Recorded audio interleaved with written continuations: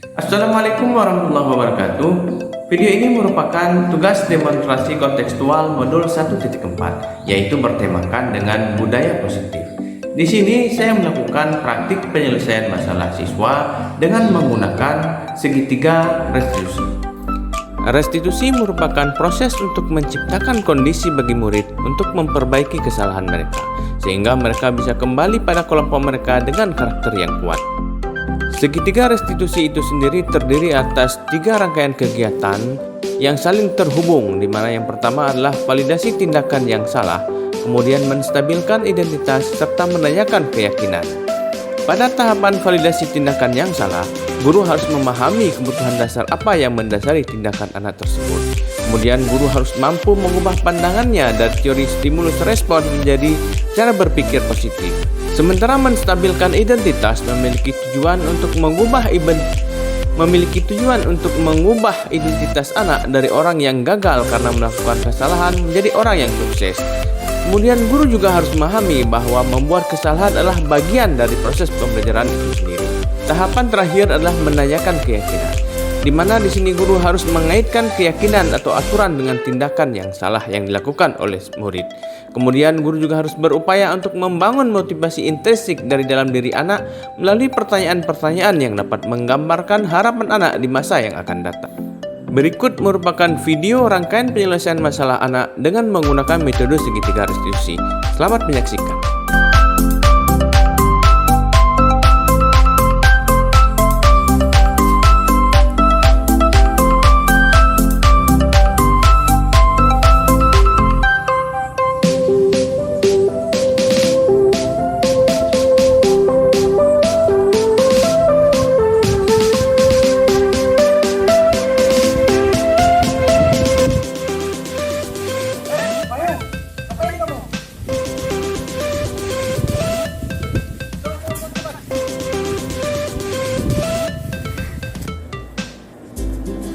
Ayo masuk sini. Assalamualaikum. Salam. Ayo duduk.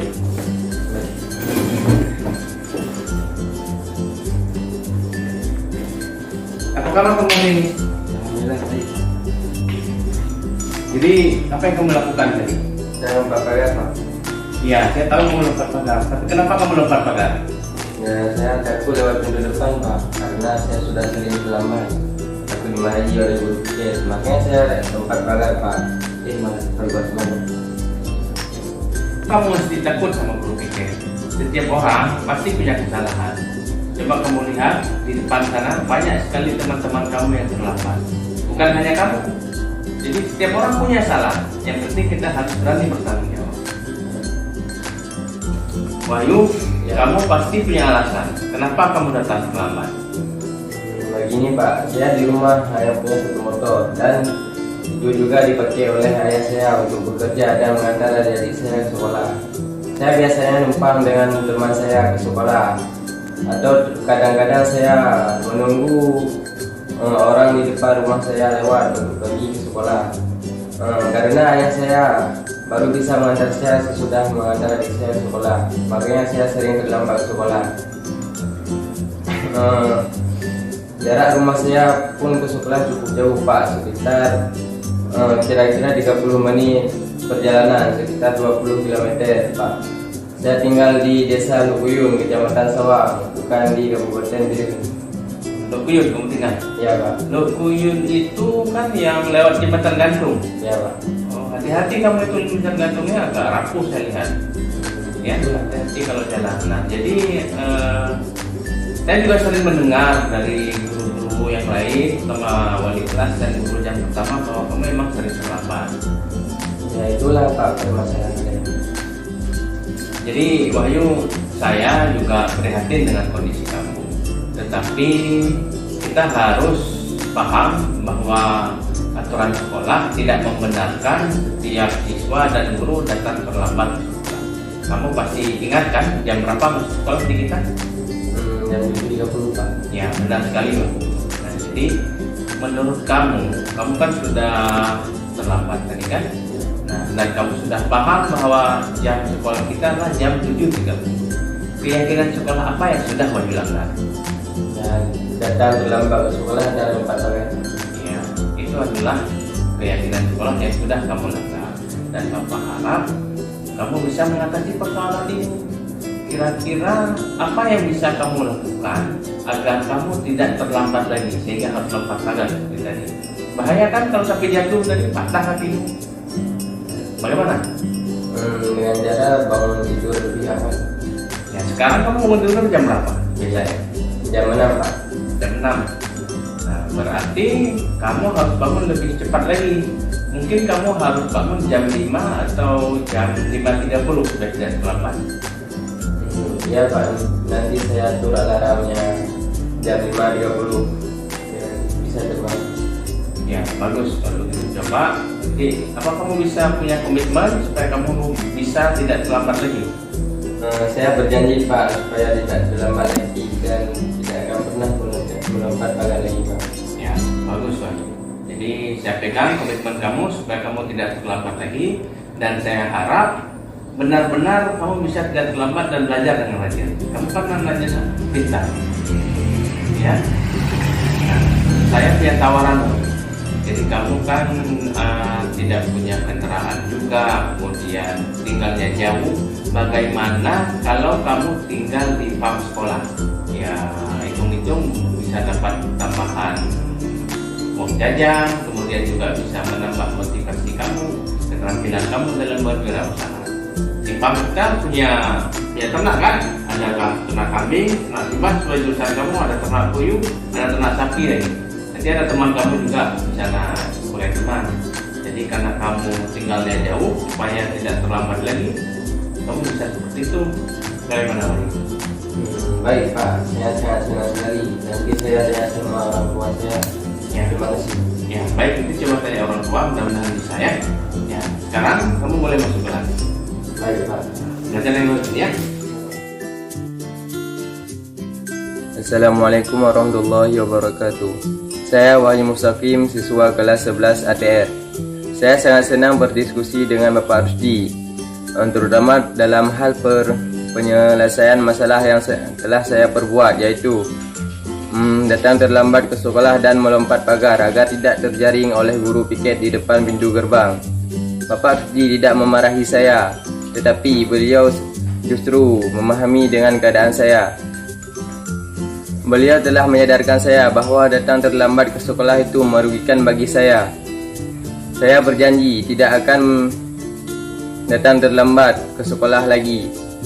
Assalamualaikum warahmatullahi wabarakatuh.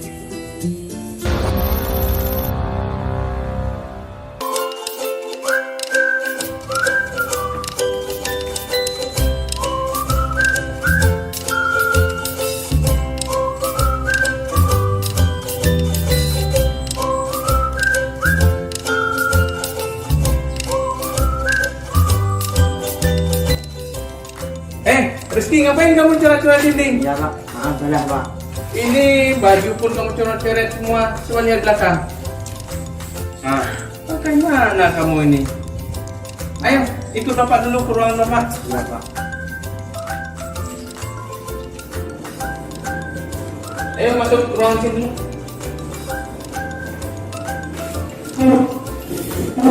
Assalamualaikum warahmatullahi wabarakatuh. Duduk.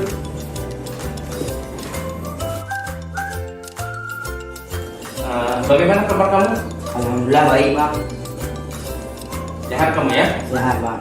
Kamu tadi sekolah cepat? Cepat Pak. Tidak terlambat? Ya.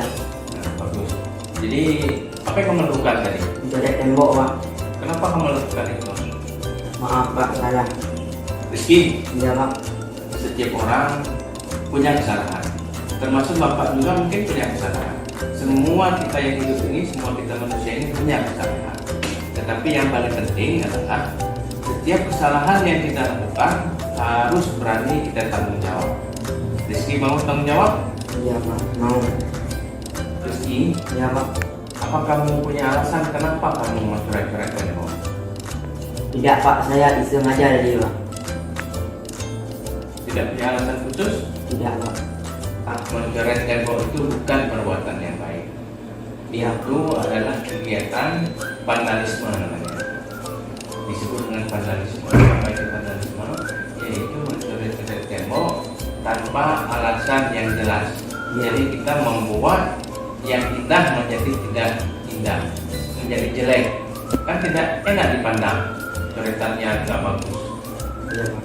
Ini menurut kamu keyakinan sekolah apa yang sudah kamu lakukan? Mencoret tembok Pak. Mencoret tembok kan? Iya. Apa kamu bisa memperbaiki coretan tembok yang kamu lakukan tadi? Bagaimana caranya Pak? Coba kamu pikirkan.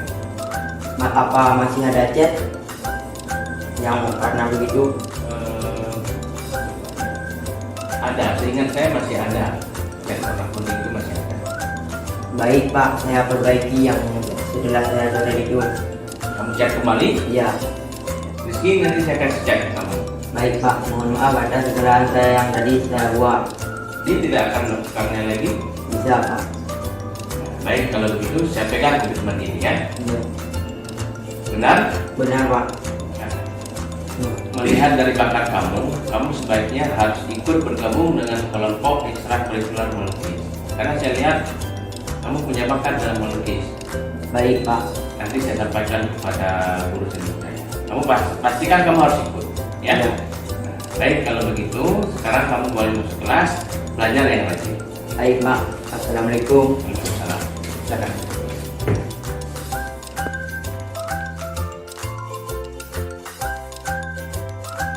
Assalamualaikum warahmatullahi wabarakatuh. Nama saya Muhammad Rifki, siswa 10 ADR.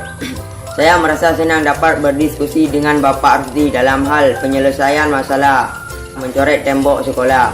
Bapak Ardi tidak memarahi saya dan tidak memberi hukuman untuk saya. Beliau hanya menasihati saya dengan ramah agar tidak mengulangi kesalahan tersebut. Saya siap bertanggung jawab atas kesalahan yang saya perbuat dan saya berjanji tidak mengulangi lagi kesalahan yang saya perbuat. Assalamualaikum warahmatullahi wabarakatuh. Demikian rangkaian praktek segitiga restitusi yang telah saya lakukan di sekolah.